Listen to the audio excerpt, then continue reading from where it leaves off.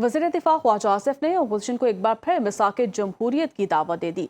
कौमी असम्बली में इज़हार ख्याल करते हुए कहा, हम पर तनकीद करने वाले अपना माजी देखें, ये कोई दूध के धुले नहीं है। पीपल्स पार्टी से इंतहाई कशीदगी के दौरान भी मिलते थे। तहरीक इंसाफ ने पार्लिमानी निज़ाम और सियासत को सबसे ज़्यादा नुकसान पहुँचाया। अचकज़ई तहरीक इंसाफ के दरमियान बैठे अजीबो गरीब लगते हैं। ये हमसे बात नहीं करते थे, इनका कोई बंदा कोई उठ के वहां पे नहीं आता था उन बेंचों के ऊपर। पीपल्स पार्टी की इंतहाई कशीदगी के दौरान जो है वो भी उठ के आते थे, हम भी उठ के जाते थे, रात को शाम को जो है खाना इकट्ठा खाते थे। एक सिविलिटी थी हमारे रिलेशनशिप में जो इन्होंने डिस्ट्रॉय कर दिया है। महमूद खान अचकज़ई वो अजीबो गरीब लगते हैं इनके दरमियान बैठे हुए। उनकी एक रवायात है, मैं उससे एग्री करूं या ना करूं, लेकिन उन लोगों की तो रवायात ही कोई नहीं है।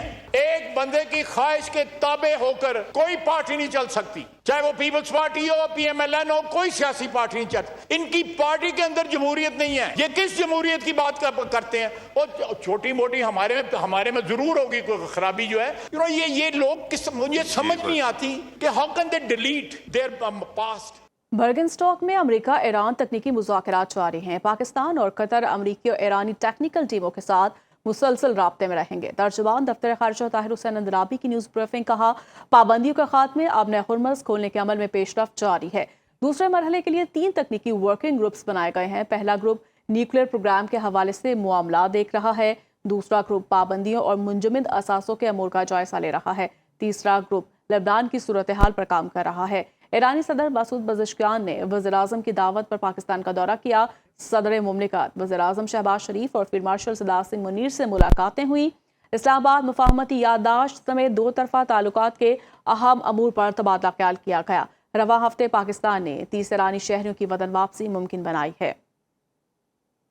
वज़ीर-ए-आज़म की कायम करदा कमेटी ने मुतनाज़ा टेलीकॉम बिल में बड़ी तब्दीलियां तजवीज़ कर दी। ज़राए के मुताबिक वज़ीर कानून आज़म नज़ीर तारड़ की सरबराही में कायम कमेटी को सब कमेटी ने रिपोर्ट पेश कर दी।